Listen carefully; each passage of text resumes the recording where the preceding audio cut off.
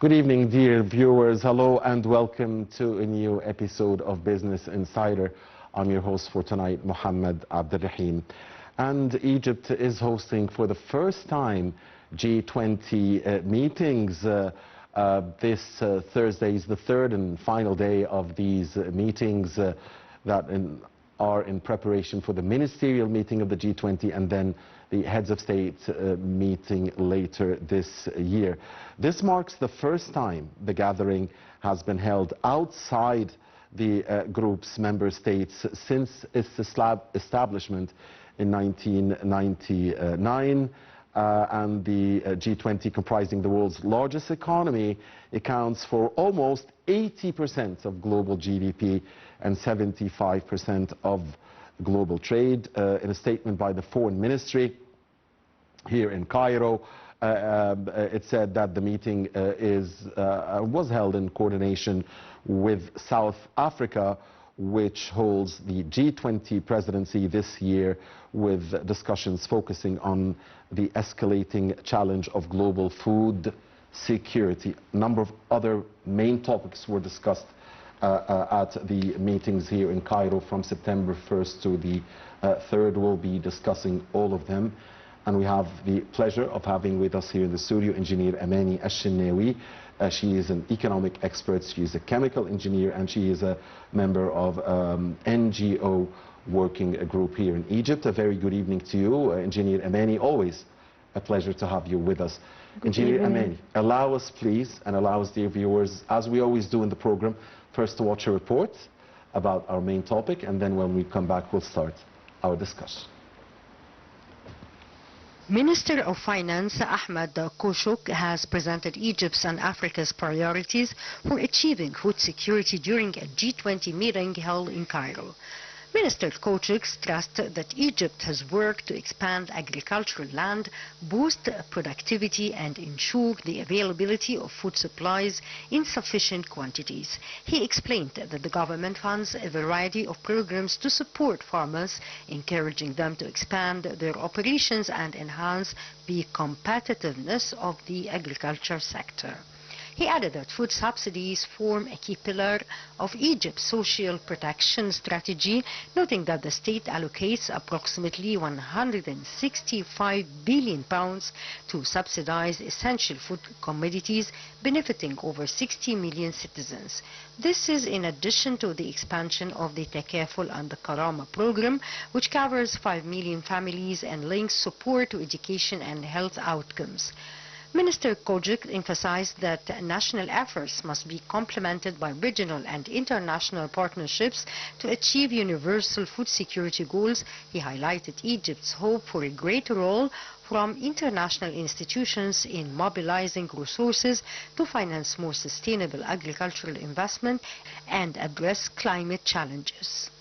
He also underscored Egypt's commitment to providing greater support and opportunities for the private sector partners to contribute significantly to sustainable development. He pointed to backing the Global Alliance Against Hunger and Poverty within the G20 framework and revitalizing international development partnerships.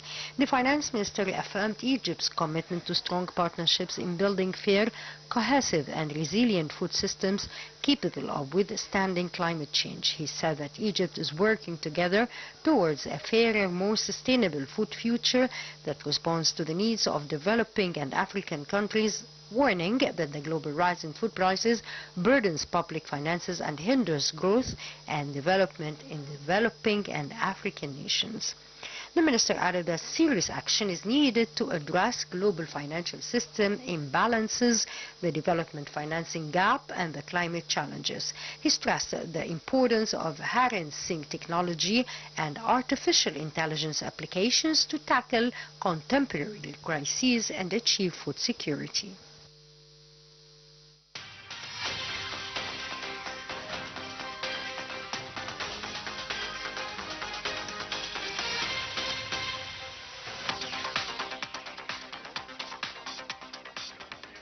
All right, thank you very much, dear viewers, for staying with us. Many thanks to Abir Hussein and Rasha Abdelhamid for this report. We're back here in the studio with Engineer Amany Shenawy, our dear distinguished guest, the economic expert. Now, Engineer Amany, of course, many topics were also discussed in the summit meetings, including food security, as we heard in the report, but also climate change was discussed, youth empowerment was discussed, artificial intelligence and technological innovation was discussed, and of course Gaza was also discussed, and other issues. We'll be talking about that. But first, my first question here, the significance, Engineer Amany, of Egypt hosting the G20 meetings for the very first time. Egypt is not a member in the G20, as we know. Hosting the summit shows a very good sign about what's happening in Egypt and our economy, our experience in having that potential that we're having. So it shows positive effect of all the reforms that were made in the last years and great potential of the future. Yes, Engineer Amany, Egypt has previously taken part of the G20 meetings in the summit in China 2016, Japan 2019, India 2023, Brazil 2024, and now South Africa 2025, and for the first time hosting the meetings here in Egypt. So, food security was the main topic. This is a very important topic for Egypt, for Africa, for developing nations at large. Food security is one of the main topics that is always discussed in the G20.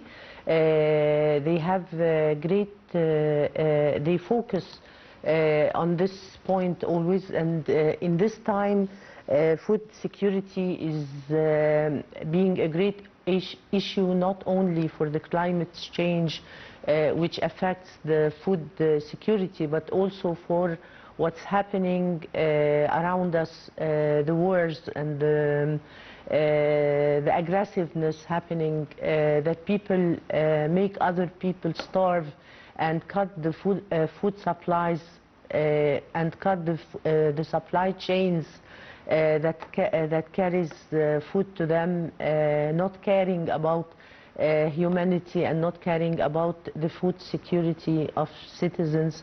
And of course I'm talking about what's happening in Gaza. Yes. This was discussed. Yes, and we'll get to that in detail.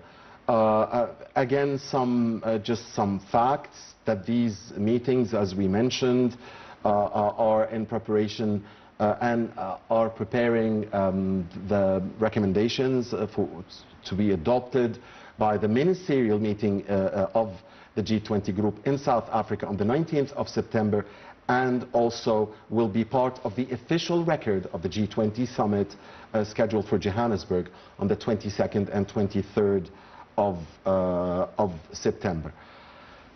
Staying with food security, now the many wars that are happening across the globe, and especially in this part of the region where Egypt is, be it in occupied Palestine or be it in Africa in general, in neighboring countries in Africa as well, how much of that, I mean the wars, how is it affecting food security and a necessity of acting together, of the world acting together to face this threat? Because we are seeing starvation in many places. It's not only Gaza where the Israeli occupation is committing this war crime, but also in Sudan, we're seeing that, and in other areas. Starvation and food insecurity is a danger that we have to take care of, because it makes us lose humans. And in this time where we are living, in this era, it wouldn't have been good to have this negative effect on man and people dying out of food insecurity. This is very cruel and very unhuman. So this happens due to natural causes, and this could be understood. If the climate change causes food to be insufficient, but when it happens due to war and people cut food and let the children die, starving, this is very cruel in this era where we're living, and this should be faced by the summits, having the decisions how to stop this cruelty, how to stop people affecting the supply chains and the food supplies that have to be reaching people. So the summit is very important in drawing light to such points, either the natural food insufficiency or the man-made wars that caused the insufficiency. Man-made. So let's speak about Gaza now for a moment, and this grouping of some of the world's biggest countries, and as we mentioned earlier, I mean, this group represents 80% of global GDP. I mean, it's the G20. So what shall we expect from the group, if anything, that could affect things on the ground, that could potentially help ease the suffering of the Palestinian children and the Palestinian civilian population, Palestinians at large, who are dying each and every day, either from starvation or from the firepower of the occupation, the Israeli occupation, of course. The situation in Gaza was discussed in the G20 summit that happened in Cairo in the last 3 days, and hopefully the decisions and the drawing the light on this danger will be taken care of by the 20 countries. Many of them are European and civilized countries that know and have human rights of people to live, to have water, to have food. This is the least human right. We're talking in civilized countries like ours about having people the right to say what they want. But having the right to live is the least right. So I believe that the discussions and the decisions taken by the summit will be put into action, and we will see soon the people who stop the food supplies going to Palestinians, stop what they are doing and get out of the way of people and leave them to live. Yeah, indeed, because what's happening is unimaginable, really, and inhumane, as you mentioned, Engineer Amany, and it's really mind-boggling that the world at this stage, the most advanced stage of its history, is unable to stop such a crime. I mean, it's a crime that has not been seen or witnessed in modern history. And I'm not sure if it was seen at any time in history. But the question must be, because it is the United States who is protecting Israel, and the U.S. administration of President Trump, who is protecting the administration of the war crime suspect, Israeli Prime Minister Benjamin Netanyahu and his government. So without the U.S., without the U.S. consent, can this be stopped?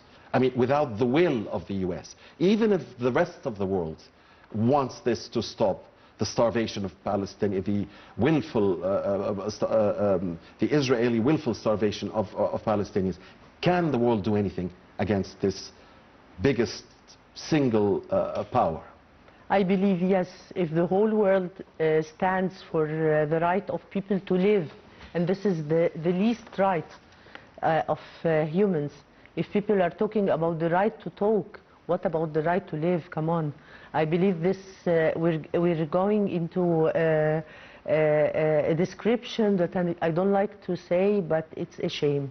It's a shame that we are not having people and having all the world standing against this crime. Yes. Because crime has criminals, and those criminals will keep on committing crimes. So they have to be taken off, their power has to be taken off, and other people replace them from the same country who are human, not criminals. History will not forget. History will not forget. But what we want here is, for the sake of humanity, for the suffering of the Palestinian children to end, and Palestinian people at large to end.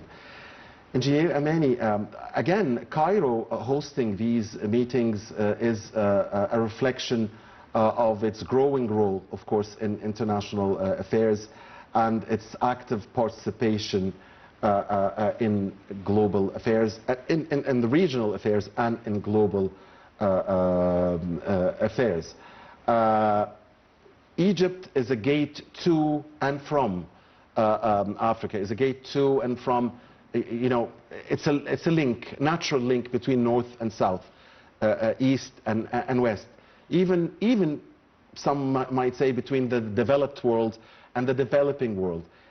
Could you tell us how is Egypt indeed exploiting this, or is it, and what can we do to actually, yes, hosting this event is a reflection of respect for Egypt, definitely, but what can we do to be more active in this and play the role that we really deserve?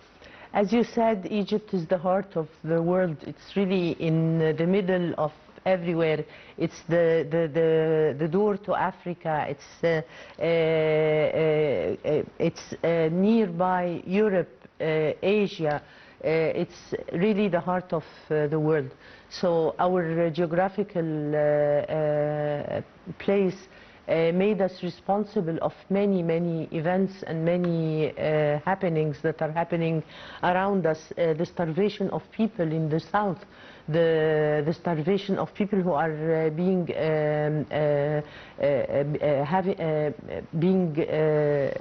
their food is stopped in the east, the Palestinians, I mean in Gaza. What's happening around us, we are responsible, and we are feeling the responsibility. This is why Egypt is always there, having people in such a summit discussing all these points and compromising. Compromisation is a very good, it solves everything. It's a good solution for many things. Middle solution. Yes, this is true. People have to live together. They are different, yes. The Palestinians and the Israelis are different, but they have to live together. And Egypt's wise voice has been, you know, historically seeking for coexistence, seeking for peace, seeking for middle solutions. This is true, because this forcing everything this way might have a negative reaction on everyone in the area, and even on everyone in the world, and we come to a situation that will have no solutions. So we have to solve. That's the fear, yeah. Yes, if things continue like that, yeah. This is true. Yeah. Now, Engineer Amany, climate change was of course discussed heavily also in the meetings. Climate change, as you mentioned earlier, has a link to food security. It could affect food security negatively. So how important is this issue? Again, that's being disrespected by the US administration of President Trump, but how important is that issue to the developing nations especially, and how has have you seen Egypt's role? Egypt that hosted COP22, COP27 in November 22, and has been a voice in this field. Climate change happened due to what we did to our mother nature. We used fossil fuels in our industrial revolution, and those fossil fuels emitted carbon dioxide in the air, and now we have a problem of carbon that is polluting the air.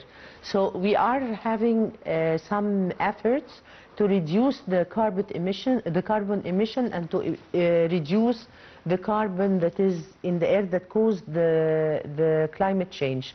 Egypt took wide steps in this direction in replacing the fossil fuels with green fuels, and replacing with solar energy, wind energy, atomic energy, and we're having many of the clean energies in Egypt, and with even a potential of exporting our energy to Europe and to many countries. We're having a lot of projects regarding the energy. So it's very important to have to support people who cannot be into this transformation into the environmental friendly energy sources, like the African countries, also the civilized countries. And as you said, the USA has a great responsibilities toward those countries in order to help them, because the most people who have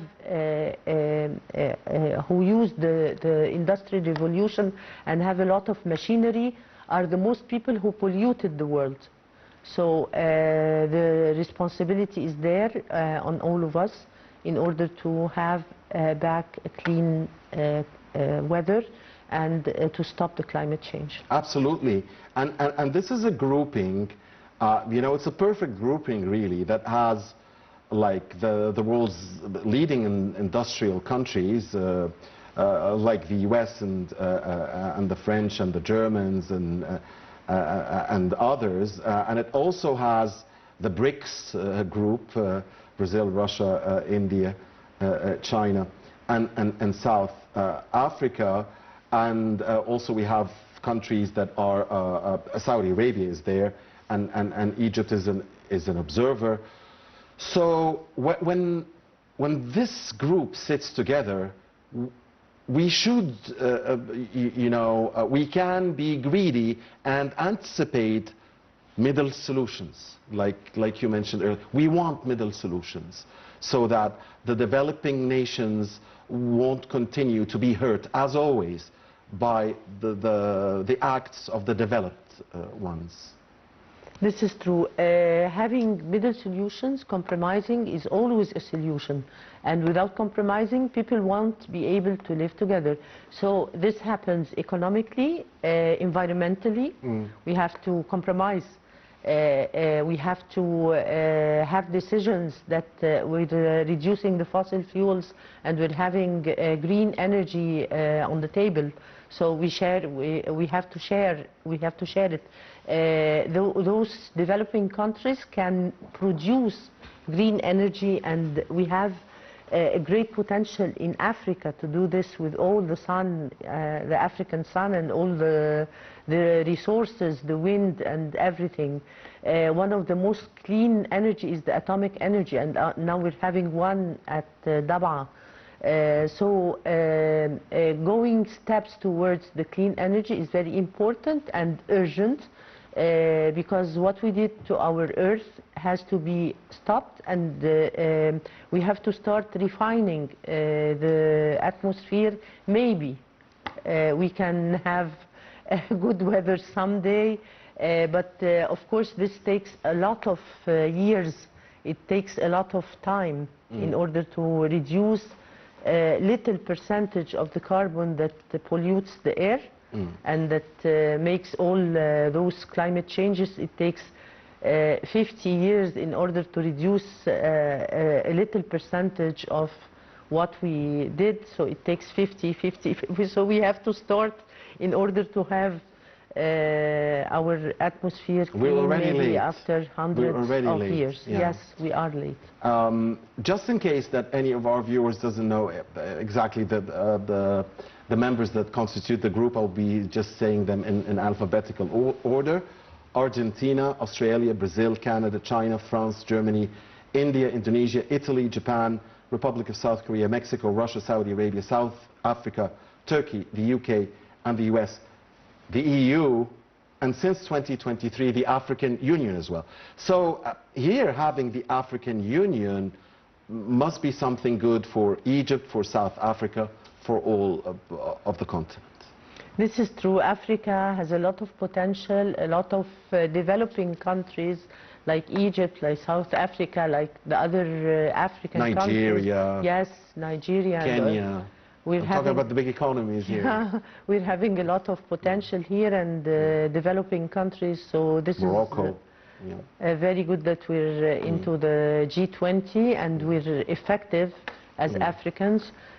So I think we'll be having soon developed countries that can join the G20 soon.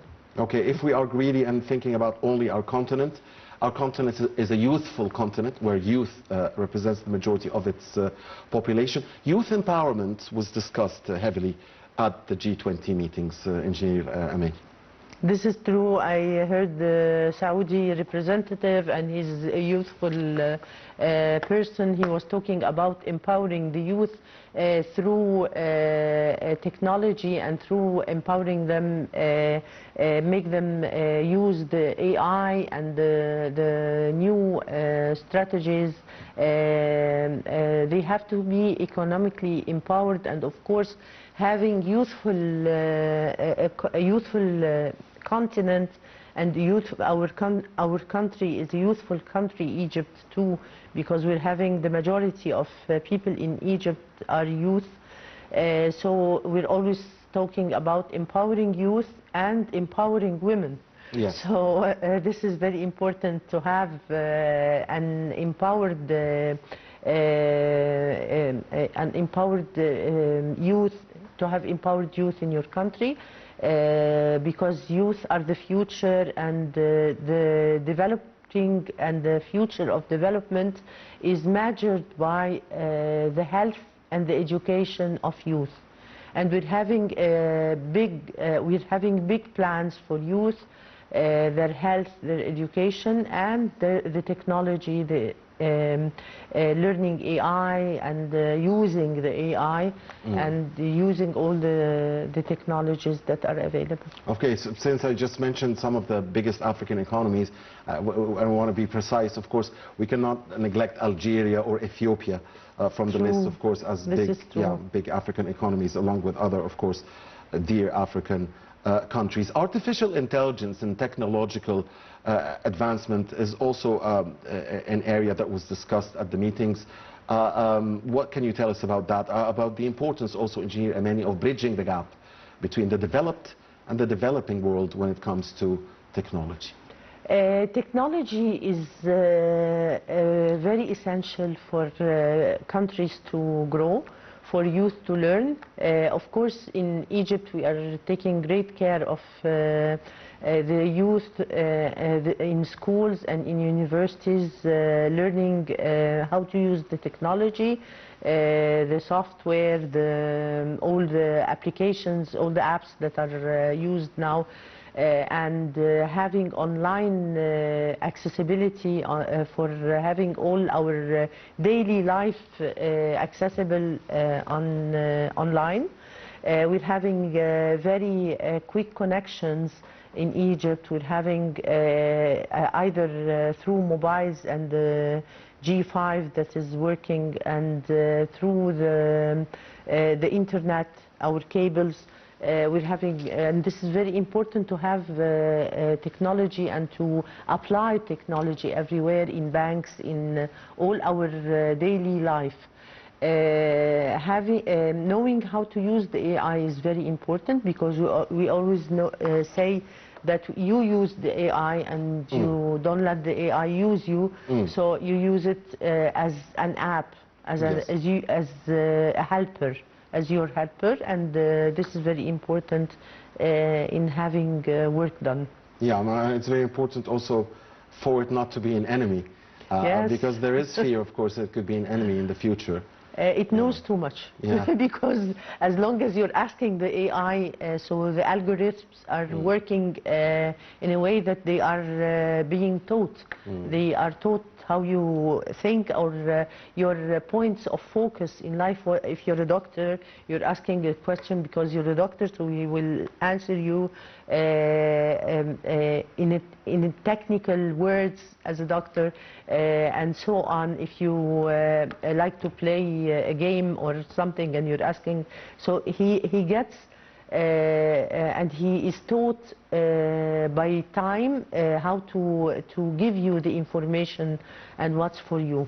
So yes, the algorithms are working with us all the time, and they are very intelligent, of course. Yeah, intelligent and risky as well. I mean, and especially regarding the ethical issues, and I'm not sure if the world is going to agree on the definition of ethical values anyway, because and after all, the world has agreed, for instance, now on that it is not ethical to starve a population. It's not ethical to starve children. It's not ethical to kill people who are waiting for aid assistance. But still the world can't stop it. So I am having a hard time imagining that the world would even agree on the definition of ethics itself. If the world really believe that this is unethical, the world will stop it. So it's just ways of putting pressure somehow on people who are acting bad, and on criminals who are killing little children. Putting pressure on them is easy for the world. It's just that the world decides that this has to stop, and this has to stop. Engineer Amany, the finance minister in his speech before the G20 meetings here in Cairo talked about social protection strategy. He talked about the food security policies and agricultural policies here in Egypt, talked about some of the achievements of the government here in Egypt. Tell us about what's your impression about the word of the finance minister, Mr. Ahmed Koshok, at the G20 summit meetings here in Cairo. Mr. Ahmed Koshok was talking about our experience and how it's very successful, because we are having social security for long years. We are covering 60 million people. We are having an experience that could be adopted in other countries. And what made us survive the years that were passing with all the reforms, the financial reforms done in Egypt, according to the World Bank and our program that is about to end successfully, and will take Egypt steps forward. So he was talking about our very successful experience and what we're up to, and the potential we're having next years is will be seen by people. We don't want to rush and have and say things about the future, but I believe that the future is going to be we're going to gain all the reforms that were made in the last years, and Egypt is having great potential.